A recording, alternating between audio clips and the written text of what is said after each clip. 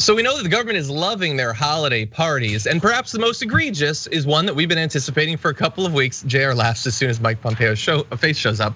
Is Mike Pompeo, Secretary of State, who was planning a 900-person holiday party during the worst part of the worst pandemic of our lives.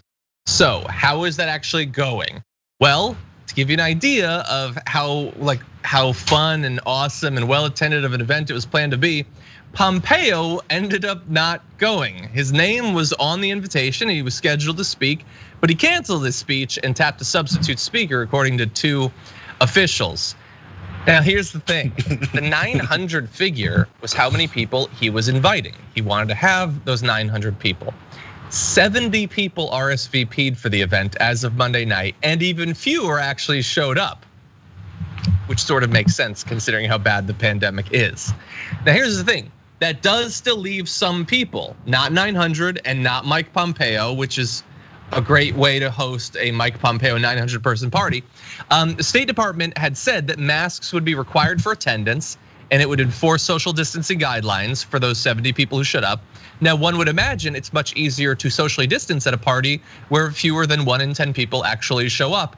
But no, in photos that have come out, and we can jump ahead to one of these photos, while Santa might be wearing a mask, most of the people don't appear to be. And so maybe some of them will be saved from COVID exposure by the fact that so many people had no interest in going to Mike Pompeo's party. But if there were people who were infected there, they are freely spreading it. And why is there Santa B-roll? It's not a thing. Anyway, JR, I know you've been talking about this Pompeo party. What do you think about the way it turned out? I don't know, man. I guess I'm a bitter, petty person, and I'll accept it. This made me smile this morning. The Grinch got a hold of Mike Pompeo's Christmas party, and he didn't grow a heart 10 times bigger and make sure he returned the gifts. No, he kept that party and he put it in his basement, and it's where it stays. No, you mentioned 70 people showed up. No, 70 people RSVP'd, even fewer than that actually showed up. That's true, yes, 70 RSVP'd. No, I want to make sure we get every aspect of the pathetic nature of this party. Again, this party that people told him weeks ago, hey, this is really irresponsible for you to throw, Mike. And he goes, I don't care. You know, it's Christmas. Stop. Well, I'm not sure what he said, but this is the things that if you were a spokesperson from it, I could work from it easily and say this. You guys want to subvert Christmas. How come you hate Christians? You know, the normal things you go through down the line of litany of things. Anyway, people realize I don't want to die.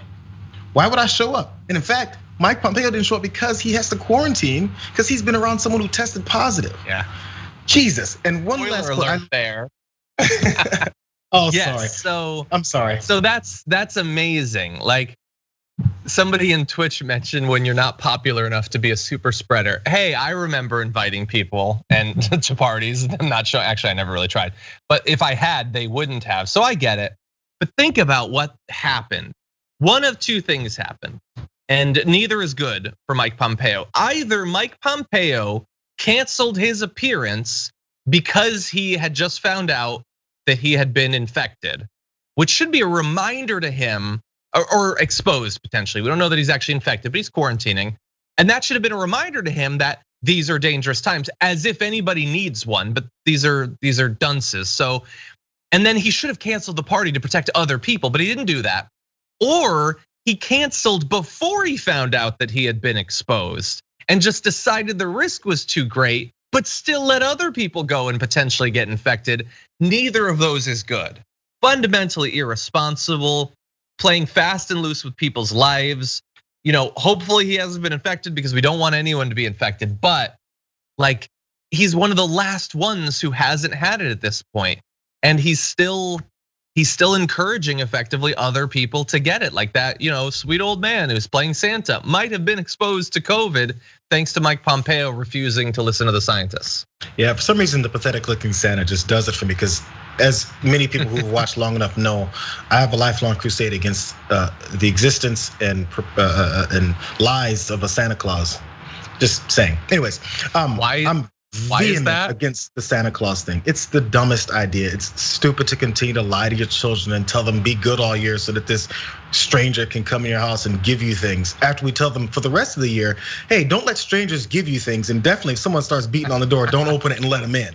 Anyways, just because you're not good enough to discipline your children to make sure that they stay in line without scaring them into not getting gifts at the end of the year. Anyway, that's a whole different crusade that I have.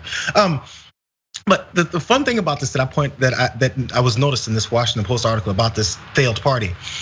It says one spouse of a diplomat said she declined the invitation because her husband was serving abroad, and if she had attended and gotten sick, no one would have been able to take care of their children. Now that seems like a basic reason, right? But that's quoted in an article about this diplomat's wife because she's important enough, and so are their children. This entire year, most of this entire year, we've been talking about sending people back to work in these random small-time jobs because we have to get the economy going.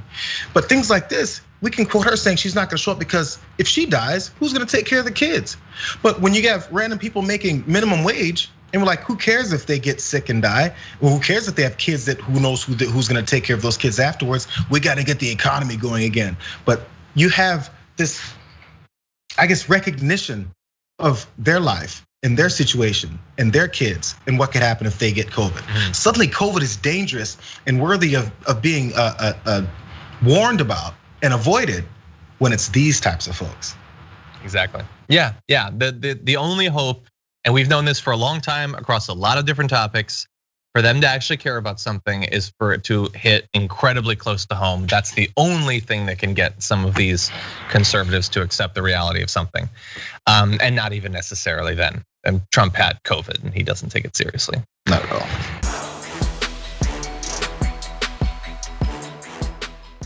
For more political news breakdowns, interviews, stories of activism, and me trying my hardest to care about the occasional big celebrity news story, subscribe to our YouTube channel at youtube.com/The Damage Report. And you can ring the bell wherever it is so you don't miss anything.